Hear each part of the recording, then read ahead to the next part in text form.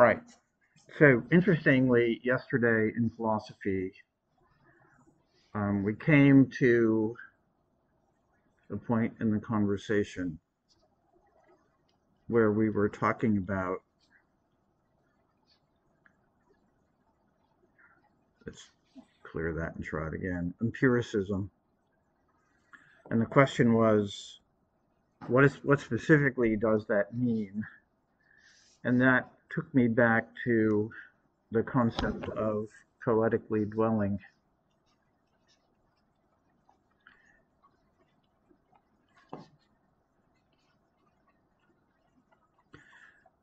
So I found myself saying, yeah, if it's not in Heideggerian terms bound by the limits of earth and sky,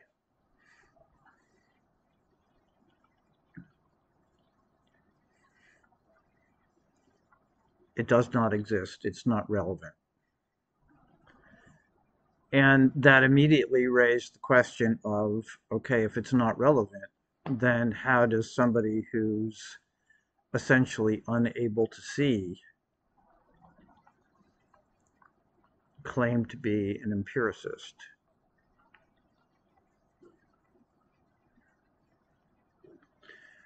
So the comment I made to my students was that increasingly over the last 10 years, I'm aware of the fact that my connection to the world has shifted away from my eyes and to my emotions.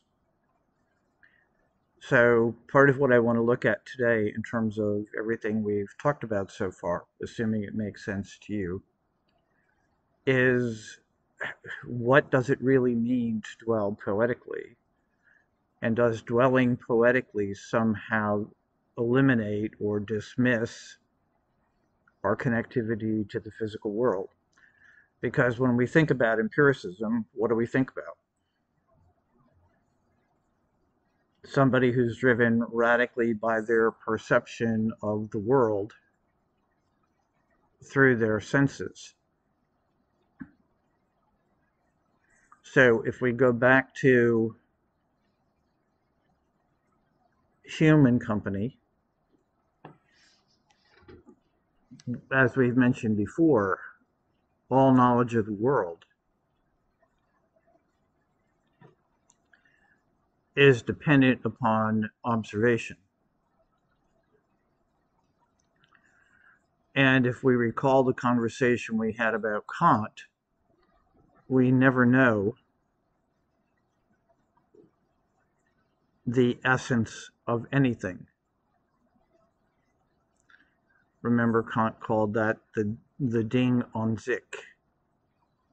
We never know the thing in itself.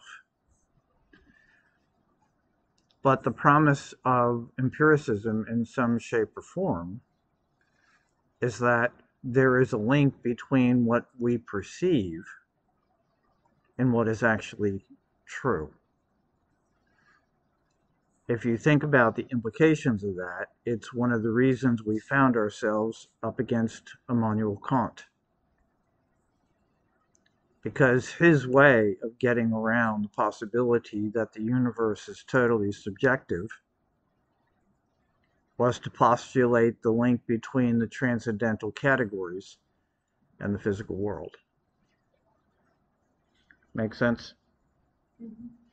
Okay. So when we think about the implications of that,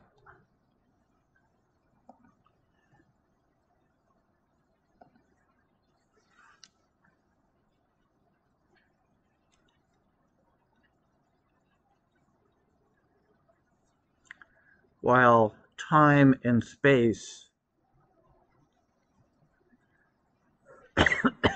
are still the fundamental categories that shape all of human cognition, it doesn't free us from the question of what's true. Am I making any sense? I'm not sure I am. Okay, let's come at it from a different perspective. When we think about what Kant is attempting to do, let's go back to David Hume for a second.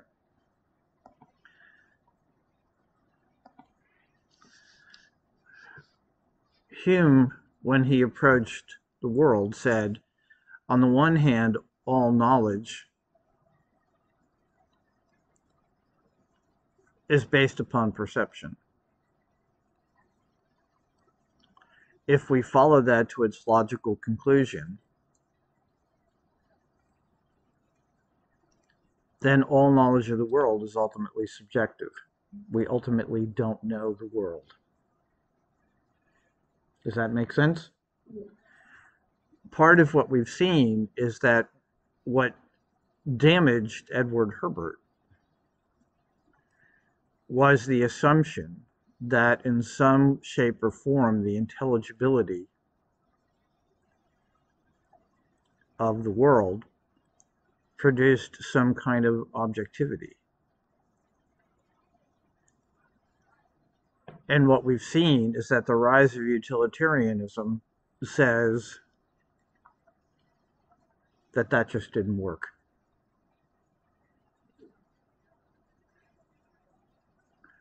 So Hume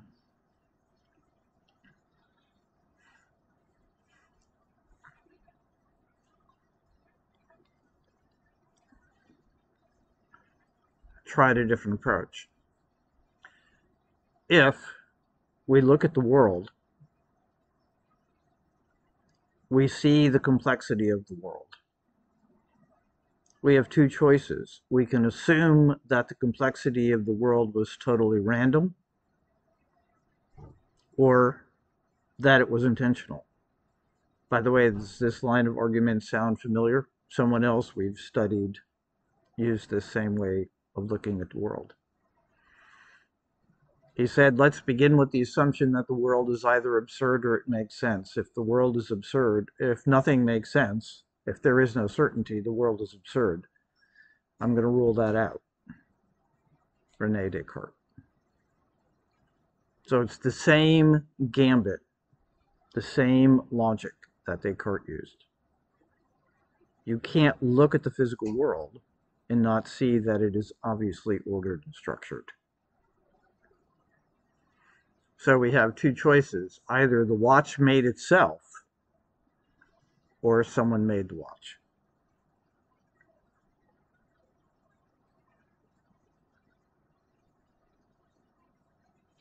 So the implication that we get from Hume is twofold. Ultimately, that there must be a God, and that the intelligibility of the world cannot be denied because it is the creation of God.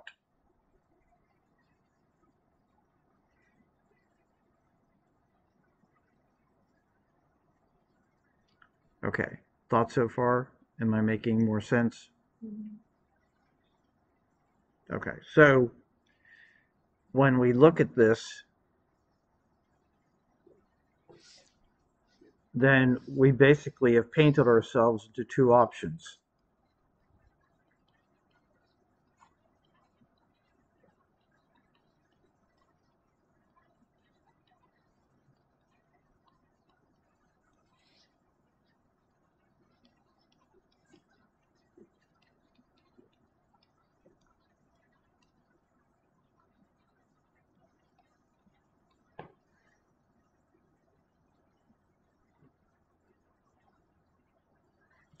The idea that this is simply absurd precludes any conclusion other than the world is ordered and structured. So two things happen at this point.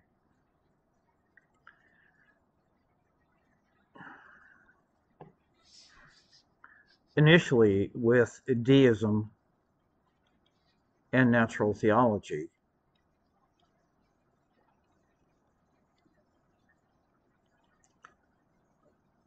the assumption ultimately is that the source of all logic and reason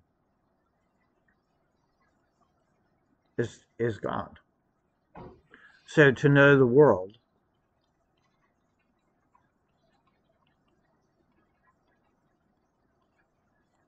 is to know God.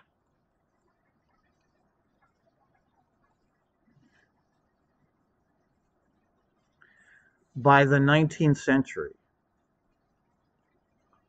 the knowing and the relationship to God become disconnected.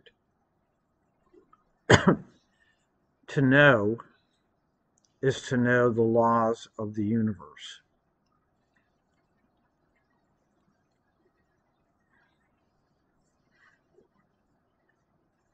So if you think back for a minute to our conversation about um,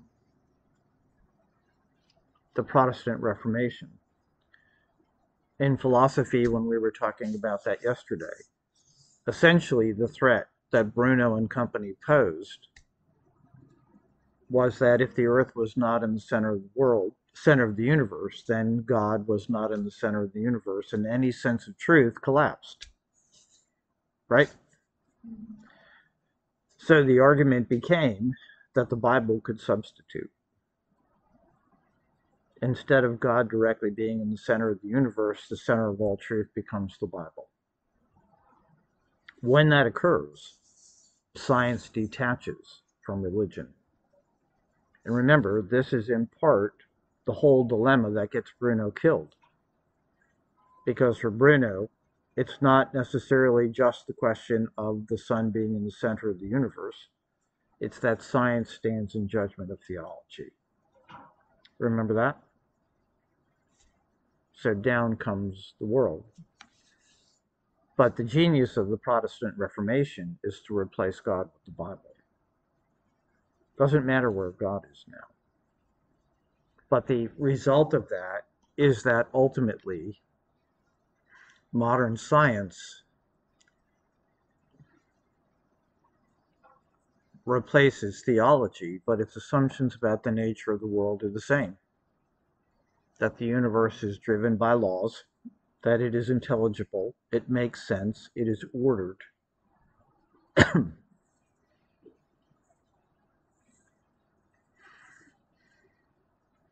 So if we think about Heidegger's critique of technology,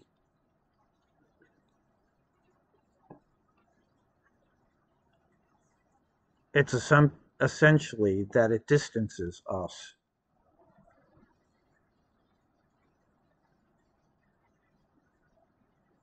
from the world. If you remember our conversation about Wittgenstein,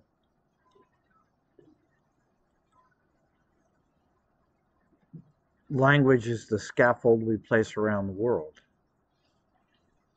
When we focus on the scaffold, we're focusing on a scientific, logical analysis that serves to further distance us from the world. The scaffold, not the experience.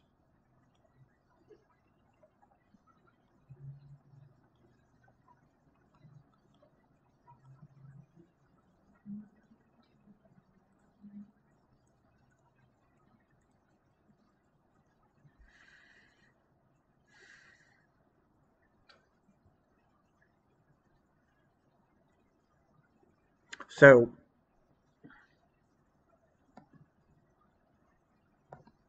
if we sort of look at a kind of Wittgensteinian diagram,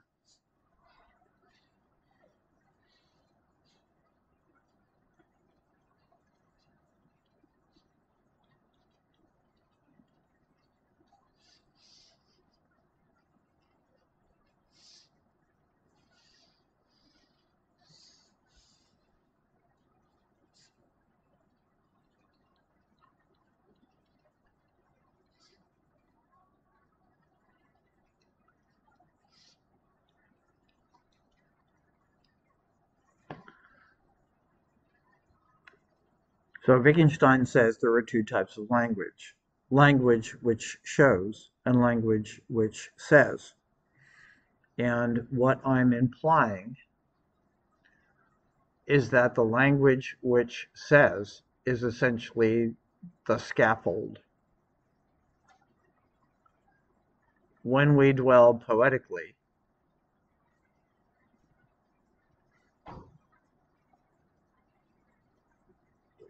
there is no scaffold.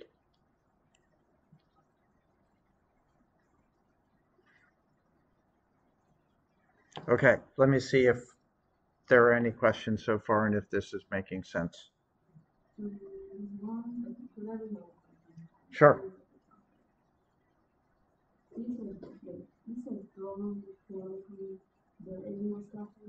There is no scaffold. Mm-hmm.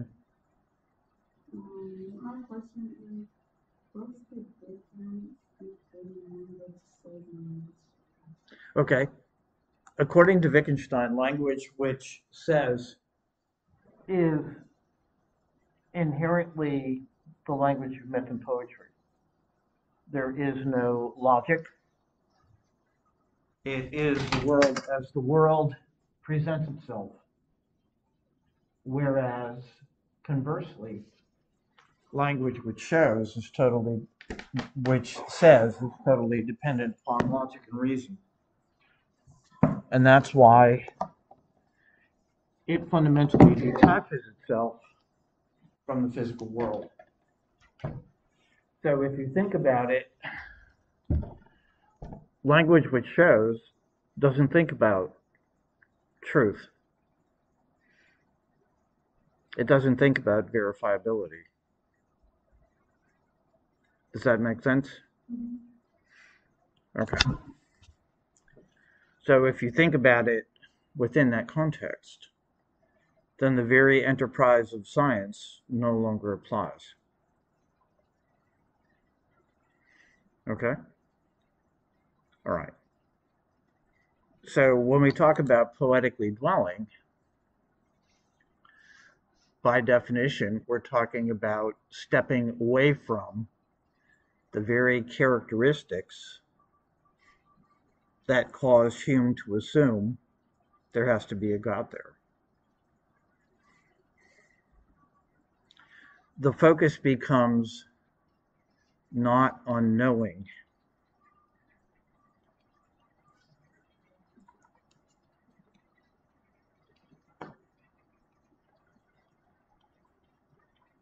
but on experiencing.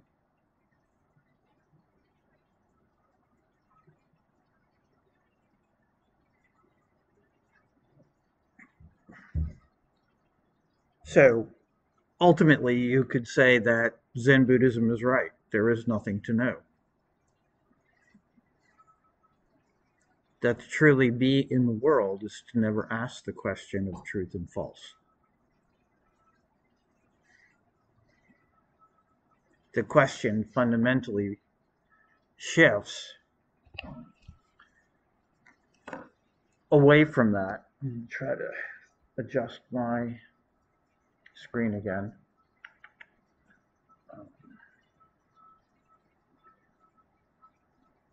Let's see. One of these should let me get there. Let's look at that. And okay, now I can see better. Does that make sense?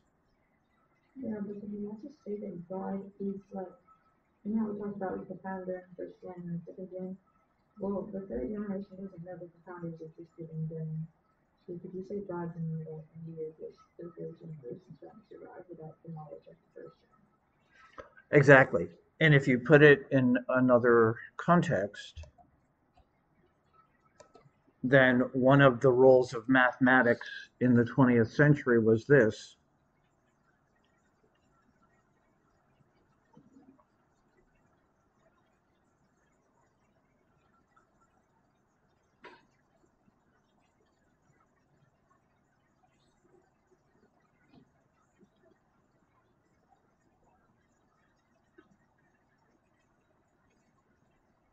And what that ultimately means is this: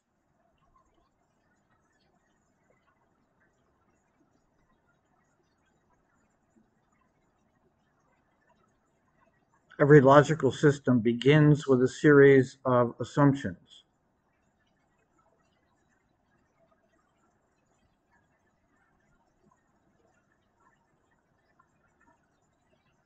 that cannot be proven true.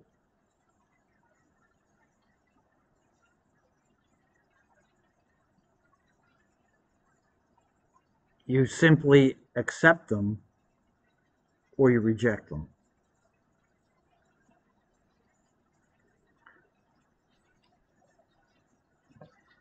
So if we put Hume's dilemma, if we put Descartes' dilemma in this context, then the ultimate assumption or the ultimate hypothesis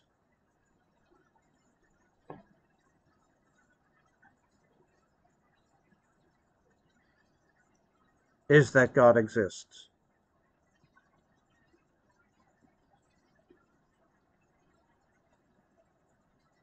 Because ultimately Nietzsche was right. If there is no God,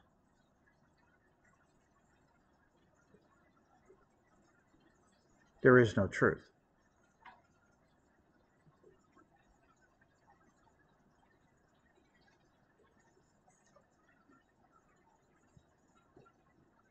Am I making sense? This is an important and not necessarily obvious point.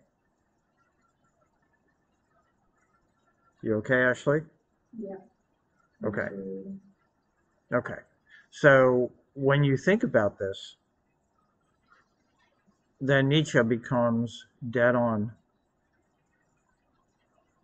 We need the God of good and evil,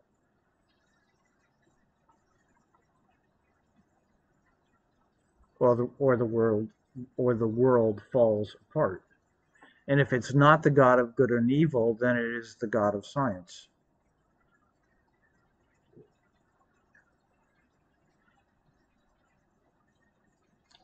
And the point is that underneath all of this, there is some kind of need for an ultimate truth,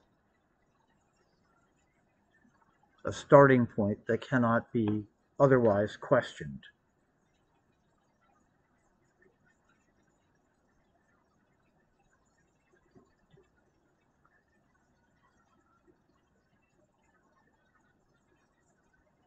So if we go back to, to Descartes' question,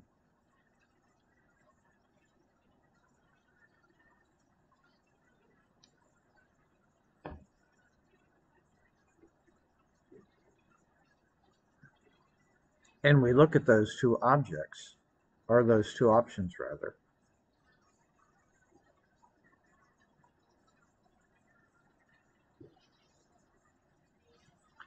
the implication is that when you dwell poetically,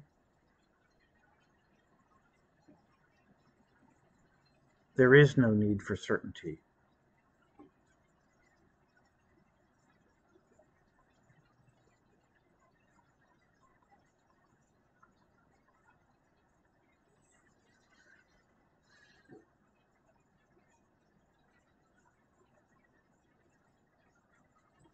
This becomes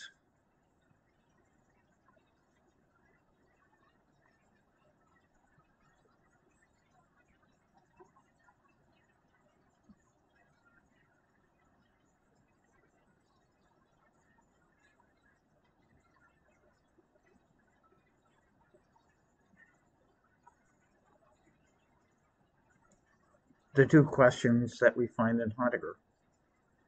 What does it mean to be an I, and why is there something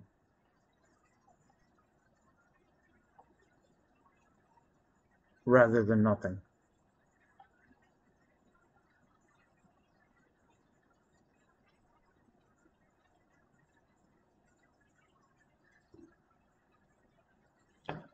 So if we take it to the next step,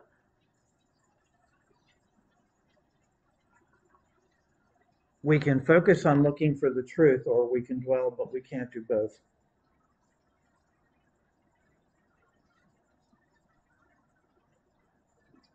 To dwell poetically mitigates the need for any sense of truth, and truth mitigates poetic dwelling.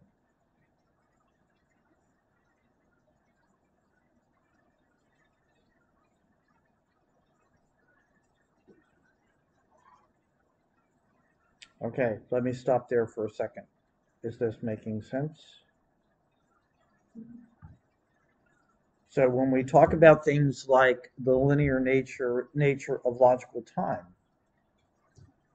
that's based on a concept of truth, which is not necessarily applicable to the world in which we live. When we go back to the conversation about time wrapping around itself, there is no linear process. There is only being there in the world. I am time. I am the center of the world.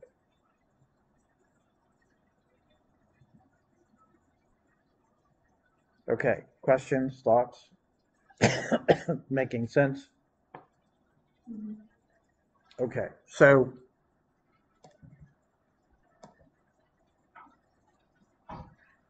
when Heidegger writes an essay called The Way Back into the Ground,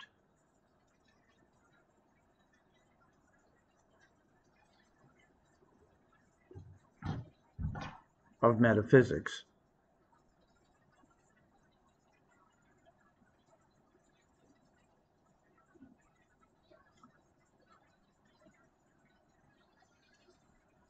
his point is that the meta of the physics,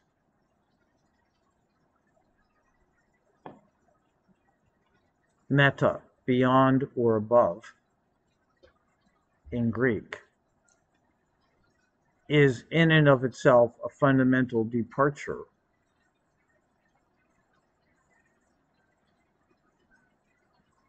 from our experience and encounter with the world.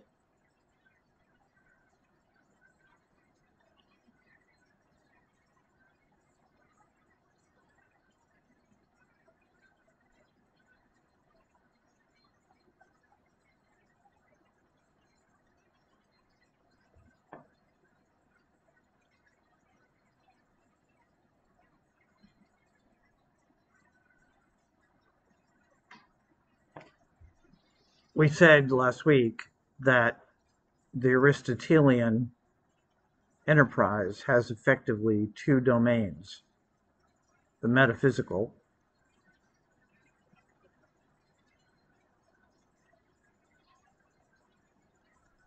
and the physics. Heidegger's argument is that to really get back, we must fundamentally reject both of these.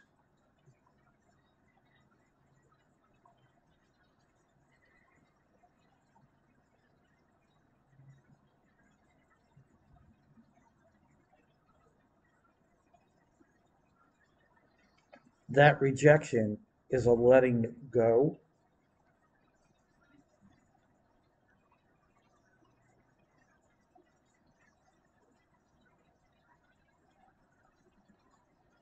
in order to be in. I'm not sure if it's important, but your phone is I'm sorry? ringing. Your phone is ringing. I don't know if it's important. Okay, let me check it. Thank you.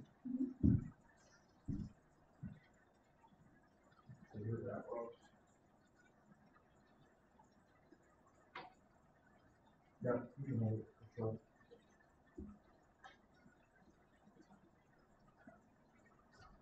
Okay. All right, thoughts so far? You said who's answer those two first? Heidegger. Yep. If you're going to ask the question, what does it mean to be an I? Why is there something rather than nothing? Those are not questions that are going to be answered effectively by metaphysics. The irony is that both physics and metaphysics, in attempting to build logic, take us away from our connection to the world.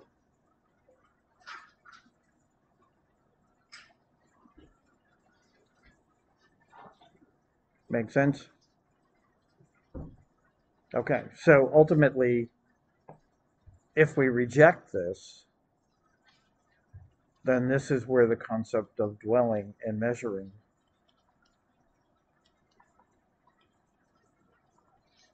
which we've been talking about the last couple of weeks, becomes so very important.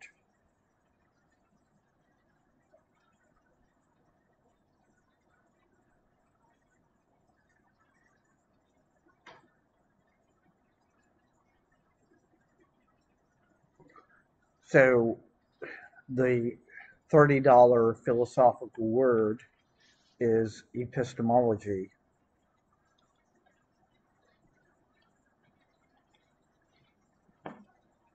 from the word meaning to know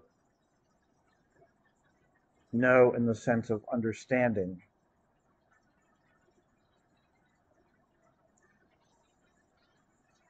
And the essence of dwelling poetically is a rejection of knowledge.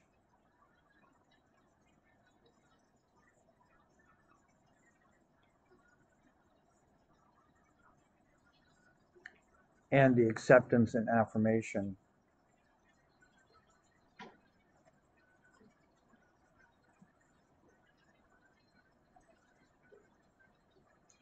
of experience. What I find particularly interesting as I'm working through this with you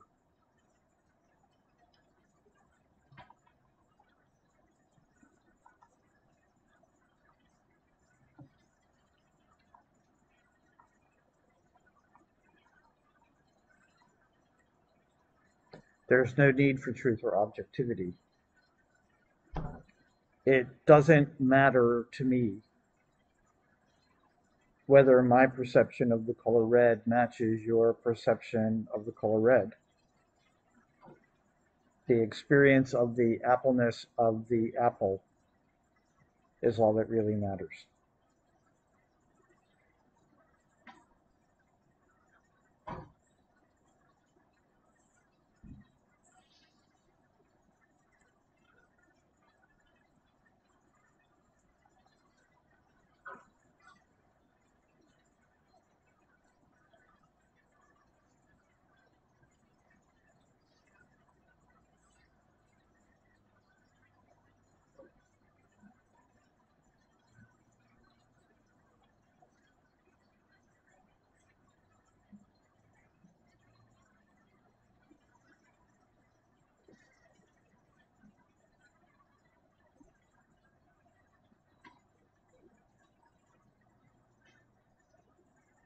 Okay, questions so far, thoughts so far.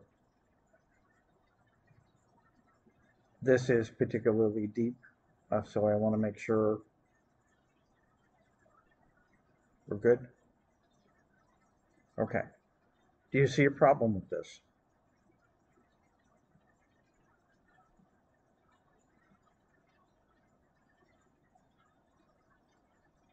Yes. Mm-hmm.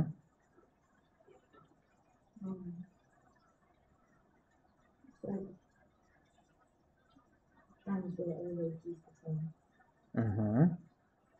So like different experiences start to lose common with people and doesn't do common like certain people would be completely drawn off of it. Yes, and the danger and existentialism has been tagged with this over the course of its history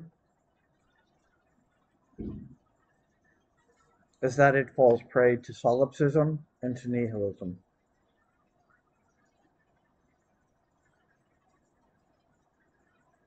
Because yeah, that's another nothing really new. In part, yes, but this becomes the question.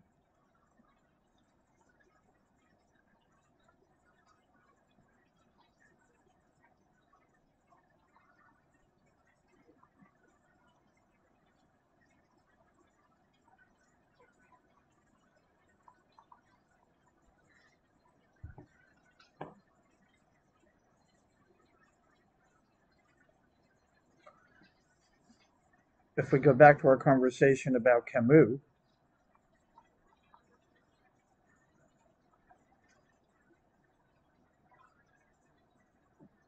His attempt to get around that is the concept of solidarity.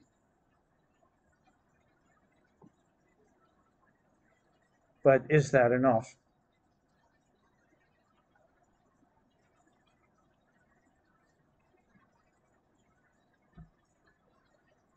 And this becomes the heart of the problem. Okay, are we all right at the moment? Ready to move on? Okay.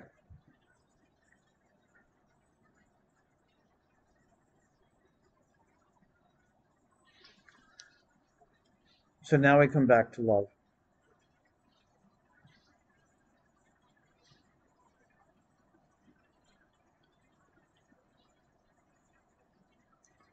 To take the death of the other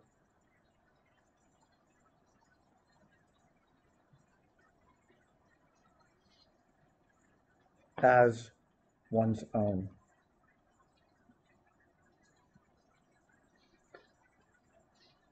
But in love, there is still the realization that the best that we can be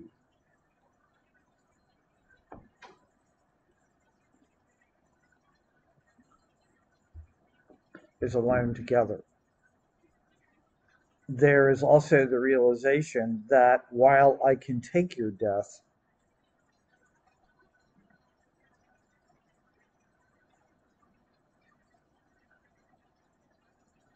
as my own,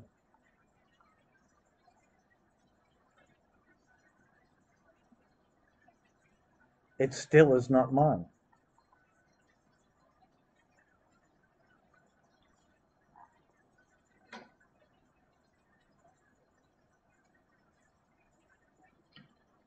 So, what does this mean? Does this mean that I am in some way vicariously experiencing your death?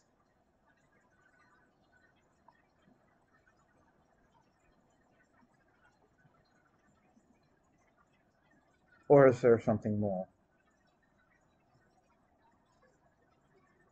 Is it enough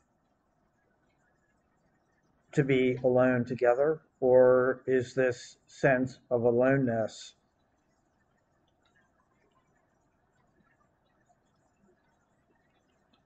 truly the end of love?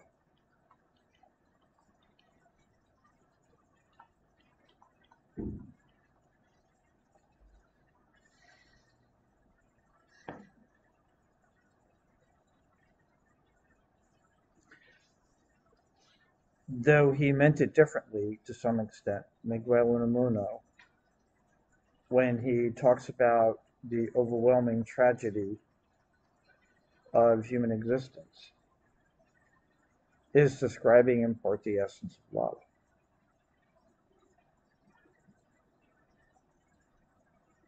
No matter how deeply, completely, and totally I love you,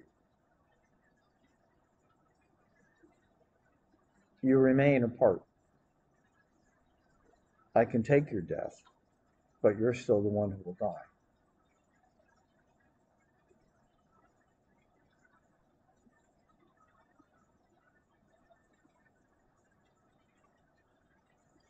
So, the point that I want to make, and we're going to have to see how this works out,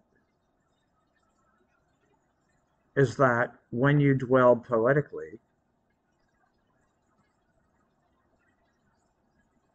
you cannot escape the encounter with the tragic. And I'm going to argue that in the very nature of time wrapping itself over the course of a lifetime, that deep sense of tragedy becomes even more profound and more powerful.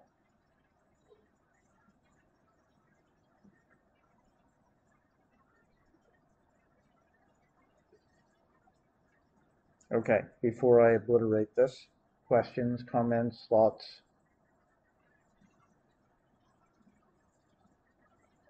So, essentially, you're trying to say that with the traveling between these two, like the Boomerang and the vicarious experience, that you actually correctly that well, because you have a strong sense that That's right. Yes. I was having a conversation with my dark sister yesterday. If you want to talk about days that go from one end of emotional sadness to another, standing in front of a class and admitting that I'm well on the way to not seeing any more with my eyes, not even knowing how I navigate the world most of the time. My dark sister, whose dog is ill, said that she's reached a point in her life where the only realization is that everyone and everything she loves will ultimately die. And that profound encounter with loss is beginning to dominate her life. So if you go back to philosophy last semester,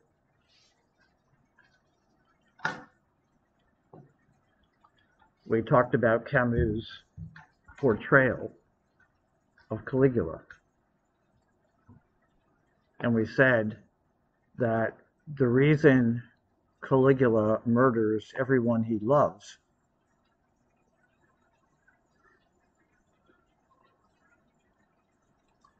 it's because time even steals his grief.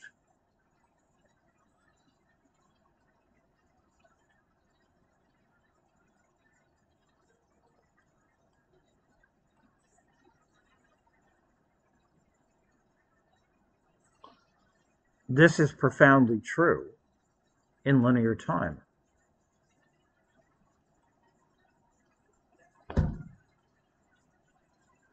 And to some extent, even encyclical or the wrapping of time. Example, in my study, I have a pipe. I can't remember at this point whether it belonged to a friend of mine who was killed by a drunk driver when we were 24, or if it belonged to my father. But the question of who it belonged to is irrelevant because I can still feel the sadness, the loss of both of those men in that pipe. So when we live in a world in which time wraps around itself, when we dwell poetically,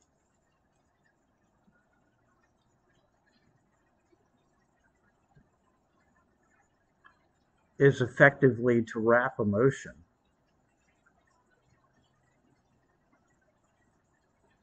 on top of itself. So sadness from the past is sadness in the present.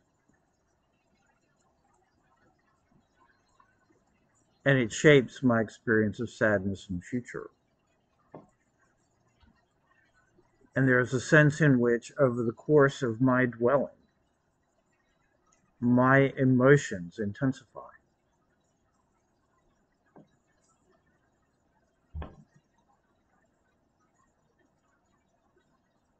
When I grieve in this moment, I don't grieve in this moment. I grieve with all the moments I've ever grieved. You know, like the death of somebody you loved or hit into like moments onto. Exactly. Mm-hmm. To some extent, yes, we carry forward memories.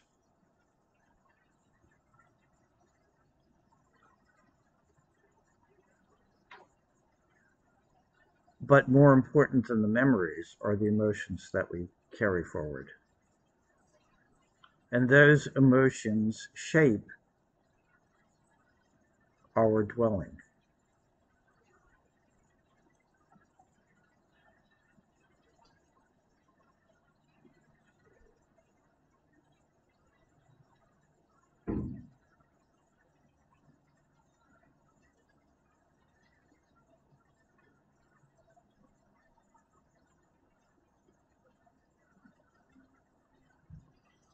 This takes us to a point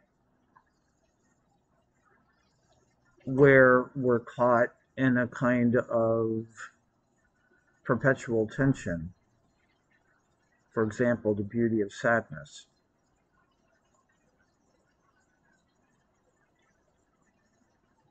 and the sadness of beauty.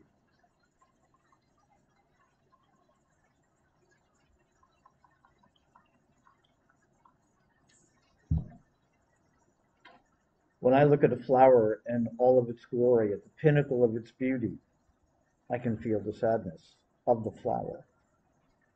I can feel my sadness. I can feel the dying of the flower.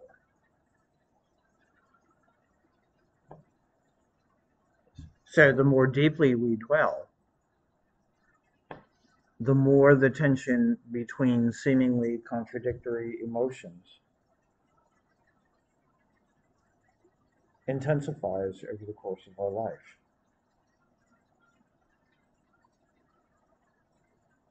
So if we put this in terms of the opposite of love is death, the more that I experience death, the more deeply I love.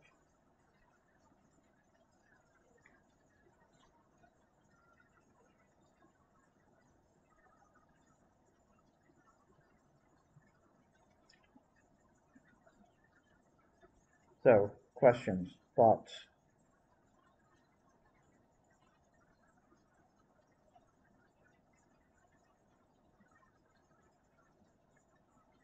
Is it safe to say that the dwelling of the memories inside of us is what shapes us? Mhm.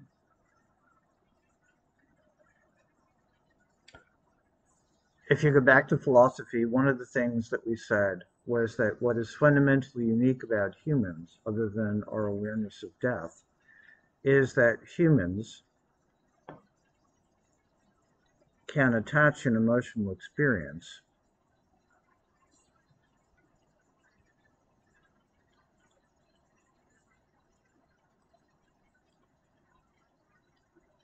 to an object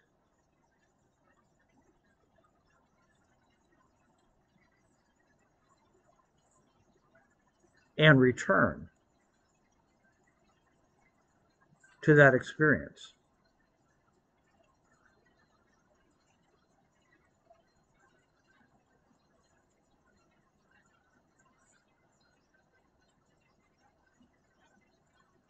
As though the past had been brought into the present.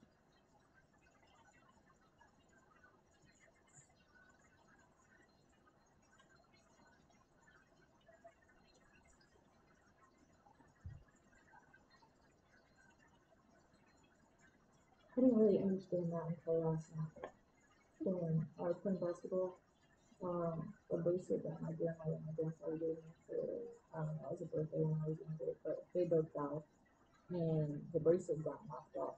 And all of the charms on it went all across the gym. And I couldn't find one of them. And so it was like those memories disappeared. Mm-hmm. And so I didn't feel sadness, I didn't feel anything except pain. That's right. Mm-hmm. And one of the ways in which we counter the effect that dwelling has is by the attachment.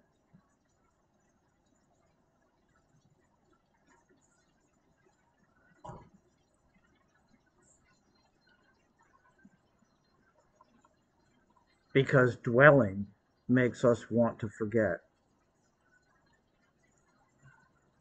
Because remember, every time we take the measure,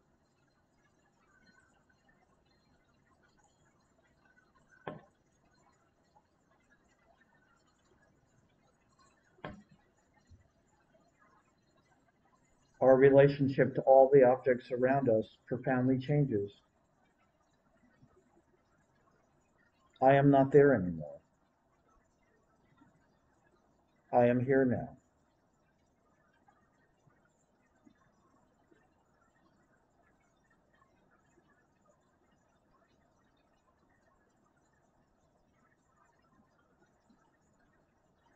So the ability to attach an emotion to an object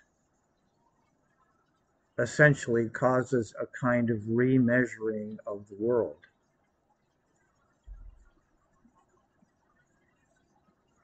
I go back. I take that measure again in that moment as though that moment were now.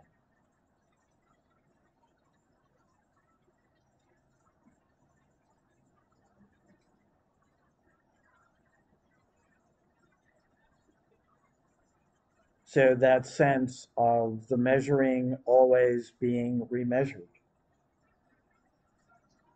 can strip away the very essence of what it means for us to dwell in the world.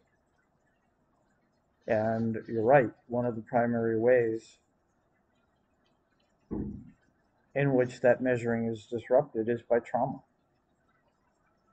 If you recall, we said when you're traumatized, you put a bookmark in your life. You stop remeasuring the world. You are caught forever in that moment, in that measure long ago. The process of reclaiming our humanity is the process of learning to remeasure the world again.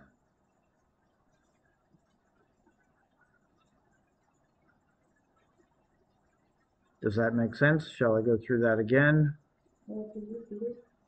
I'm sorry? Sure. When we are traumatized, for example, I get sent to the farm when I'm 7. In that summer, I slit open the artery in my left hand. I confront death. At that point, I'm so traumatized that 20 years later, I'm still the 7-year-old boy standing in the field. Because of that, I continue to dwell in the world as though I am a 7-year-old. Only when I take that trauma down can I begin to remeasure the world. A lot of people talk about detaching emotion from trauma.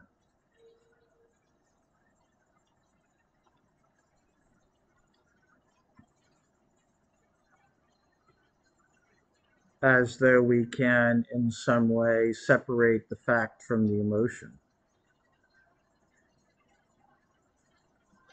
I think it's more likely the case that we don't detach the emotion from the event, the fact from the emotion. We learn how to measure the emotion again.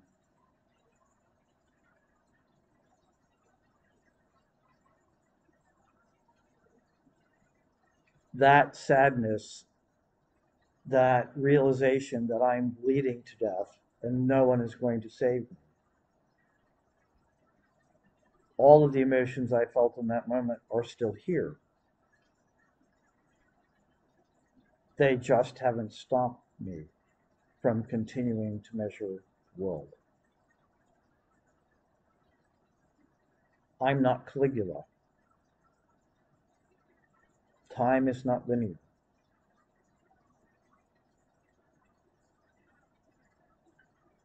So the possibility of getting up tomorrow morning and being blind is inseparable from the possibility that I won't live past the next moment.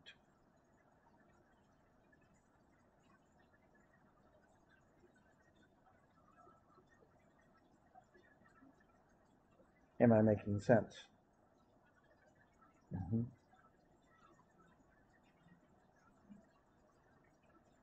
I am most human when I am most emotional. If we go back to that sense of time wrapping around itself,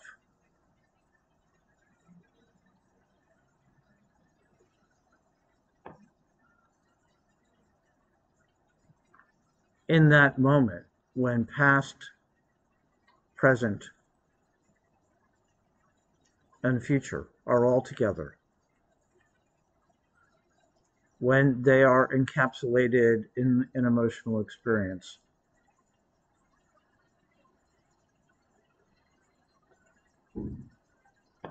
at that moment, I am most human because I am dwelling most poetically.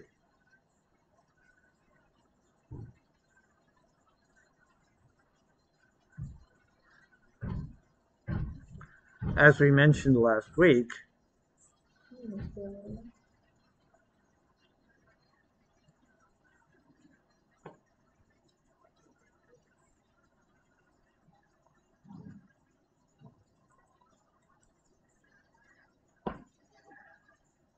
all of my emotions, including angst, become magnified.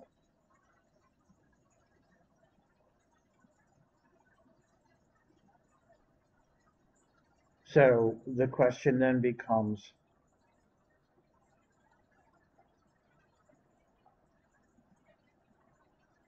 how do I dwell? Angst becomes what? Angst becomes what? Mm-hmm. What's the? Oh, here? Or here, magnified, sorry. Mm-hmm. Brain rushing.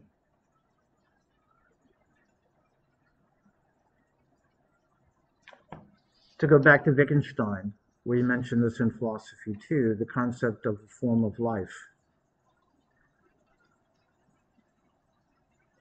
I'm not sure Wittgenstein would necessarily agree with what I'm about to say, because my understanding is that for Wittgenstein, it's much more of an intellectual and rational.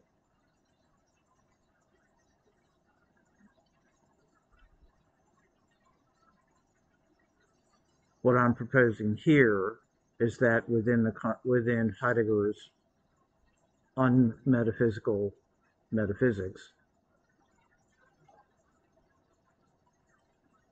it's emotional.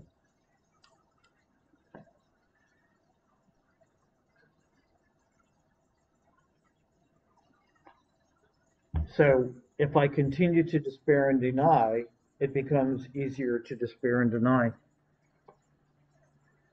If I choose to love, it becomes easier to choose to love. That does not diminish. As a consequence of that, I'm constantly reshaping, constantly deciding how I will dwell and what I will experience when I dwell. Okay, questions so far?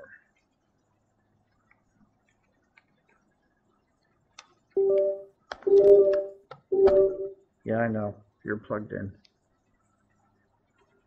Okay. So think about this.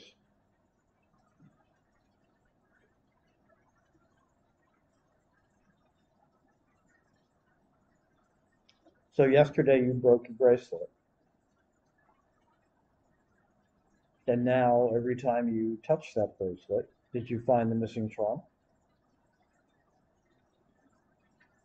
You will not only remember your parents, your grandparents, you will remember the moment in which that bracelet scattered across the floor of the gym.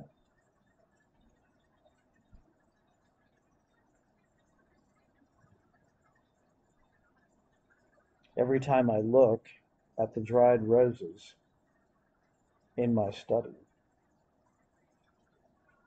it intensifies every moment of grief I've suffered. But the tendency is to see the intensification of emotion as diminishing our humanity. And what I'm arguing here is that it actually intensifies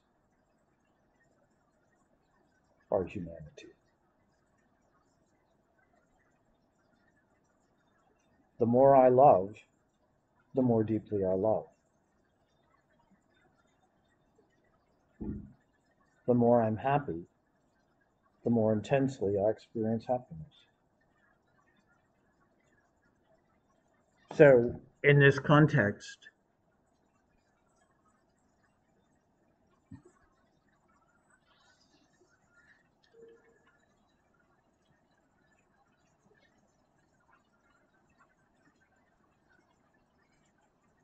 dwelling cannot be separated from the full breath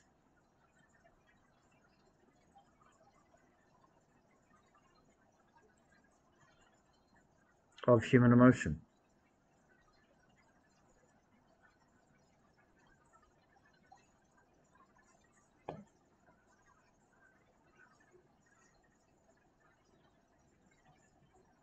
The more intensely I connect emotionally,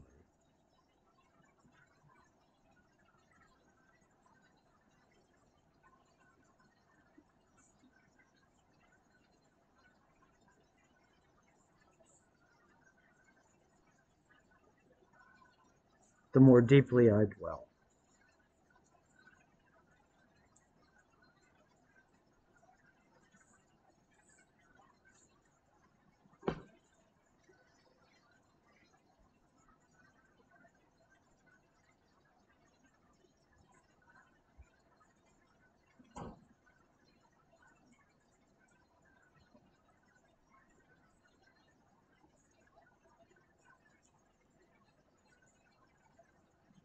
The more intense my angst.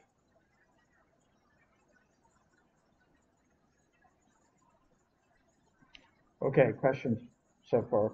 Everybody doing okay? Helpful? Okay, so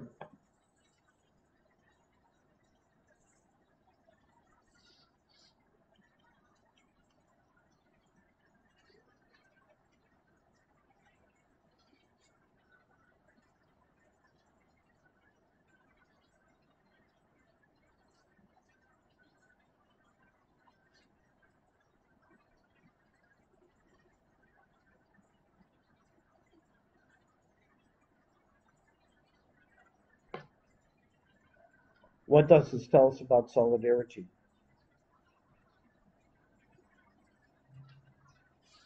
Is solidarity real?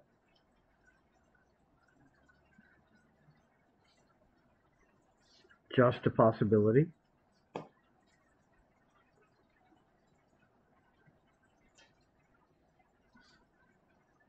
A misplaced hope?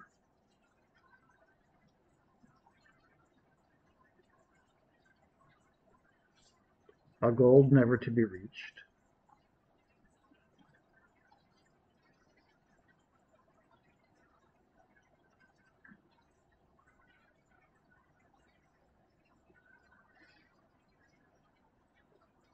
If we put it in a combination of Nietzschean and Camusian terms, if I dwell poetically in the midst of the herd, does my dwelling poetically change the herd? Or does the herd continue to be the herd?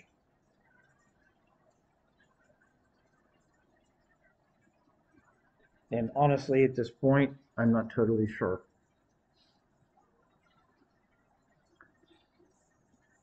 If by solidarity we mean the possibility of death, then yes.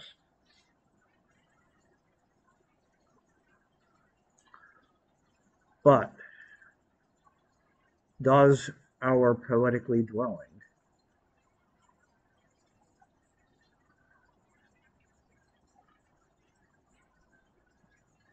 ever become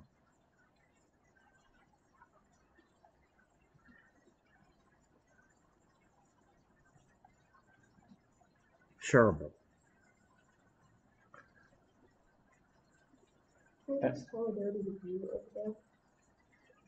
Well, insofar as Camus' argument, you'll recall, is that because we all have the plague, we're all connected. We have the same fate. But since we are by different meanings, we are all different things. It's not just solidarity. That's right. Because remember, we're back at the question of solipsism.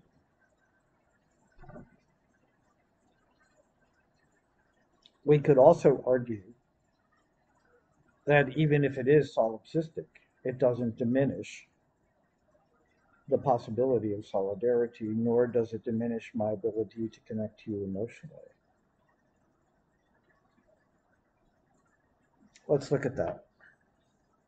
If you connect emotionally to somebody, they're not obligated to connect to you. And that's always part of the problem with love. You may remember a week or so ago, we talked about the uncertainty that's always associated with love. So the really only solidarity is somebody's not obligated to connect to you as well. Yes. So what do we do? As long as the uncertainty remains, then love is an intensely difficult risk. And what Camus is saying, picking up on Nietzsche and Heidegger,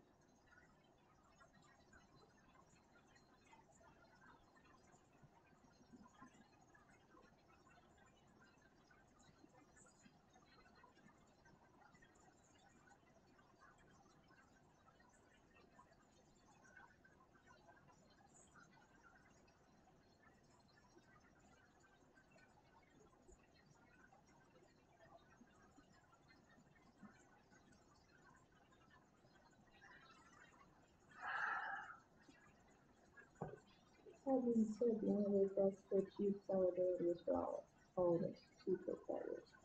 mm-hmm. Yes. So take that a step further. Push it more. Think about the implications of that.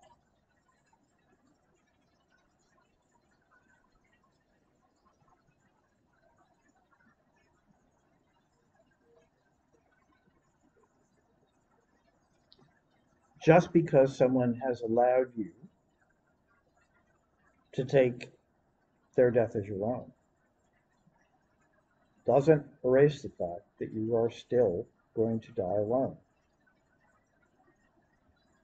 And there's a sense in which that giving is always conditional.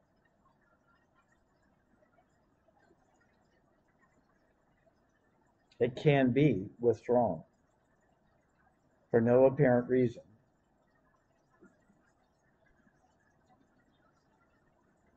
so that we never truly escape that risk. So solidarity only exists when we allow it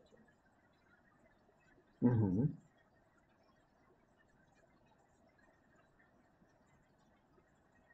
So take the case of Arthur Kessler.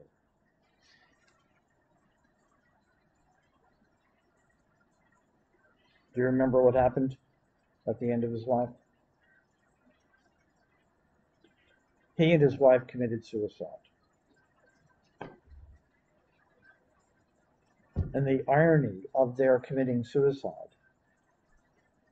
is that they may have thought that they were dying together, but they were ultimately dying alone. There is no together. What was it that word? Religion comes in? Uh-huh. Yes. Because one of the ways in which we mitigate the risk and the uncertainty is, again, we're back to David Hume, we postulate the existence of an absolute truth and we call it God.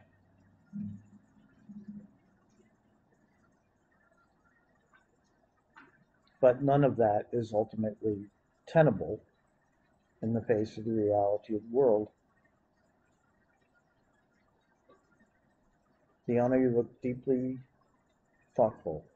Yeah, I'm thinking about what trying to do that with everything. Okay, where can I help? I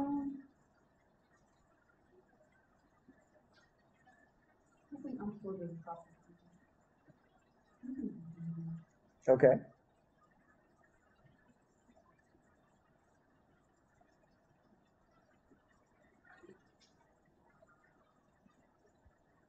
So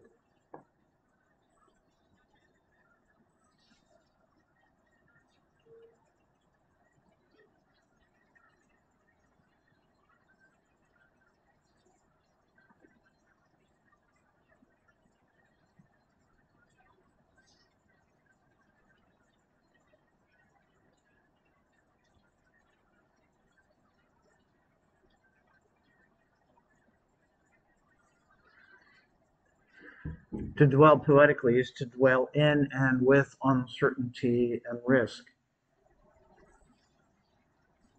Going back to Paul Simon, the only truth I know is you.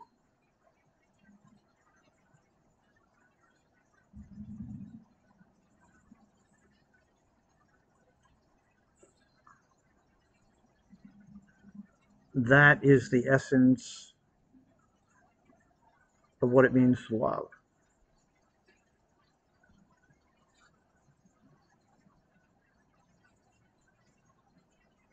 Absolute truth or roughly speak? Mm-hmm. Good point. And what I'm about to argue is that this is a different kind of truth. not a logical truth, but a kind of emotional truth. So basically, a truth on how you view it, Yes, or what you define what to be. yes.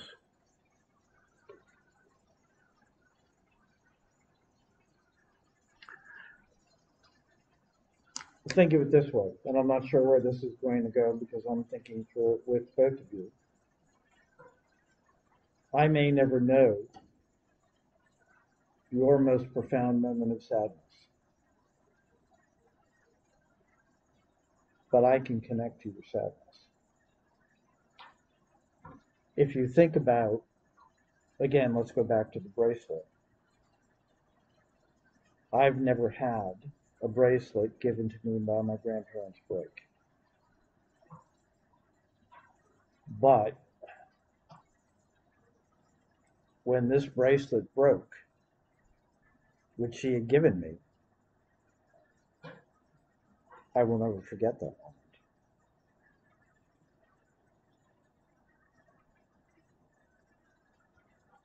I can also guess emotionally that in that moment when this broke, my sadness was very much like the sadness of having lost your grandparents. She's still here, but she will never be here again. Your grandparents are still here, but they'll never be here again. So within the context of the emotional experience of memory and loss, there is some measure of solidarity. I can appropriate your emotional experience. I can weave it into mine. I can experience yours as though it were mine, even though it's never mine. Does that make sense? I know we're in particularly deep territory at the moment. Processing, Deanna? Okay. Can I go back over something before we move on?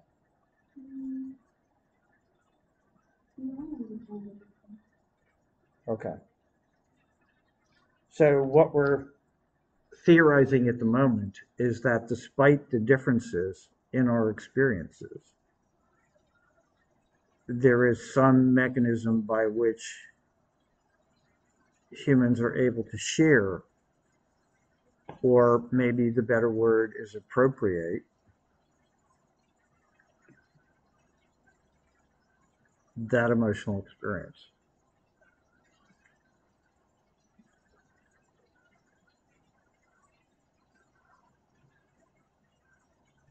So, in terms of Camus and the plague, we all die differently at different times, but we all know we're dying. And in that experience of dying, I do connect to you.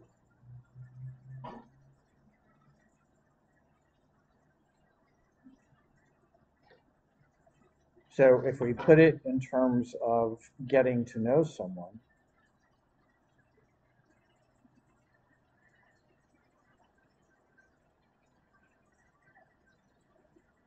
perhaps what we're doing is appropriating their emotional experience on a much deeper level. If you think about the times that you have met someone and it's as though you've known that person forever, perhaps that's what's really going on.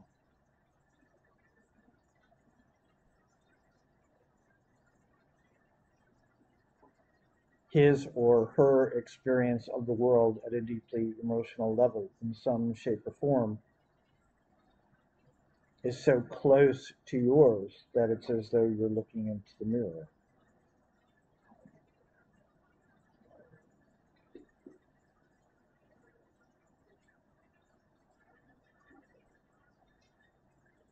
Questions, thoughts?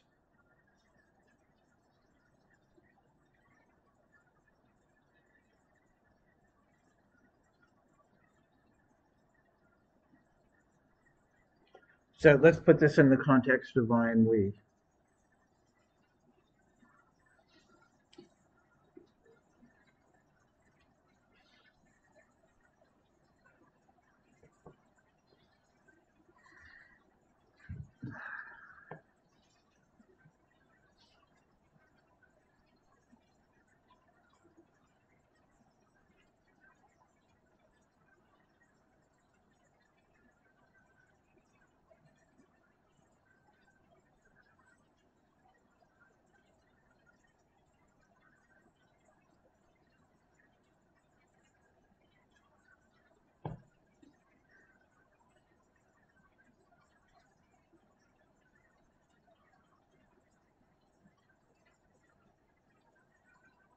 Potentially nihilistic.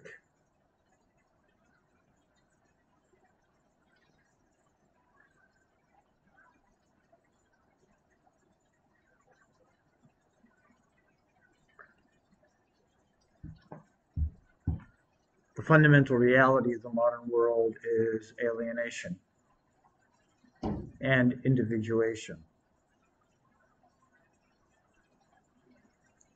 The radical individuality that we've seen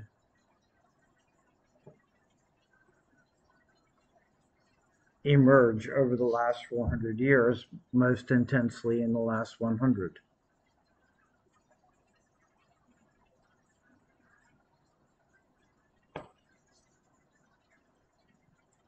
The reliance on a kind of absolute truth,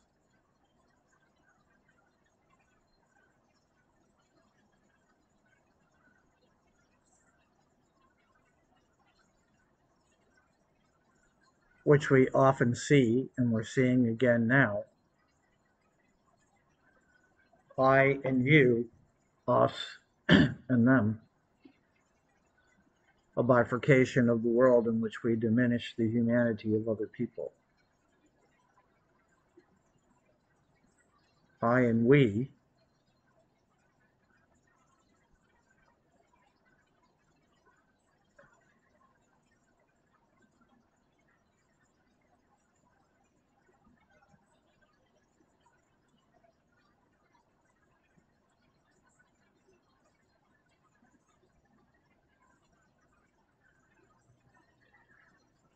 a shared experience that's emotional and not logical.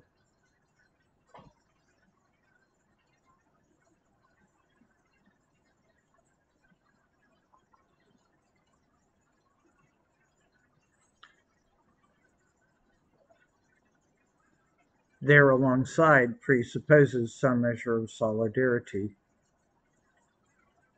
a sense of togetherness. It, in some way or another, that we still have to work on understanding. A balance of some strange form of alone or apart and yet together. Back to Camus' concept of the plague.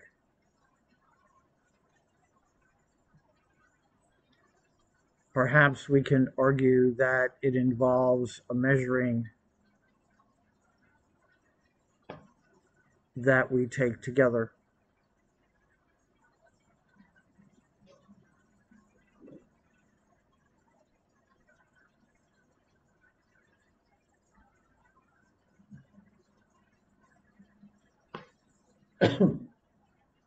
And perhaps I'm able to recognize you as we because I both see that you are there alongside and that you are apart even though we are together.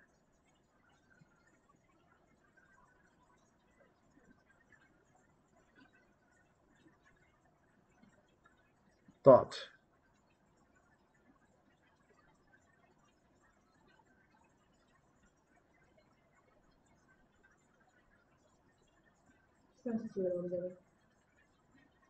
Okay.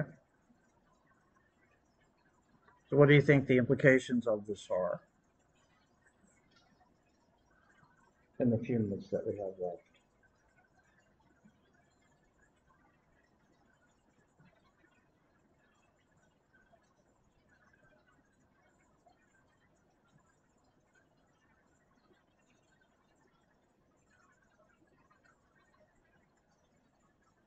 Well, one of the points that we want to argue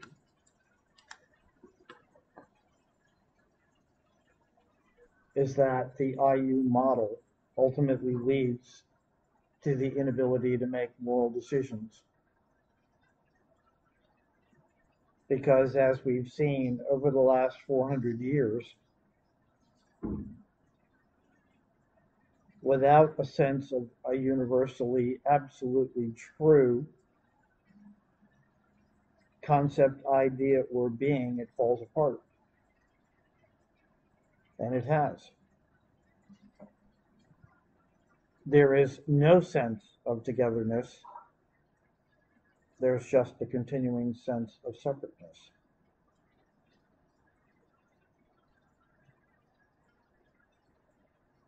Rather than bringing us together, it emphasizes my being alone.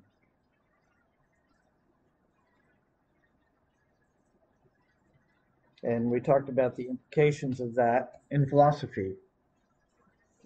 From my body, my choice, ghosting, canceling, you can't tell me to wear a mask, you can't tell me to be vaccinated, I can own as many guns as I want, I am my world.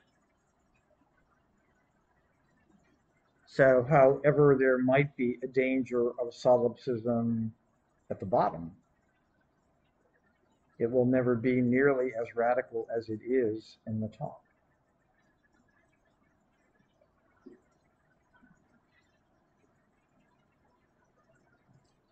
Also interesting of late, the other night on MSNBC, they raised a concept called Texit, which is a variation on Brexit, Britain leaving the European Union. And Texit is a reference to a growing concern that there is a separatist movement in the state of Texas that could cause Texas to desire to secede from the Union. Underneath it is a kind of extremely dangerous view of absolute truth that identifies true humanity with being white, as a Northern European white. So in the face of a diverse world, I'm going to redefine my world simply and solely in terms I want to accept. You're either like us or you're against us.